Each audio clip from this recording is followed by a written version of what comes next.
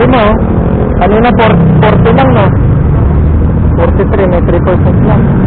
Bakit? Bakit ka pa? Dalawa yan. Dalawa yung pinag-charge namin. Hindi rin sa bigayan mo kako. Kung maswerte ka dun sa tuloy-tuloy na yaan. Full charge na yung isa kong battery. Full charge na. Tingnan natin guys, yung charge, kung legit. 49, no? Kanina, ano lang yan? 3%, 5% na yung nadagdag. Legit. Ganda naman yan, no?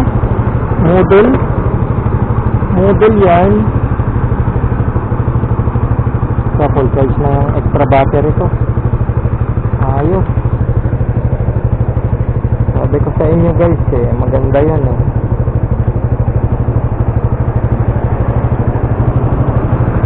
Legit na maganda, fast charger.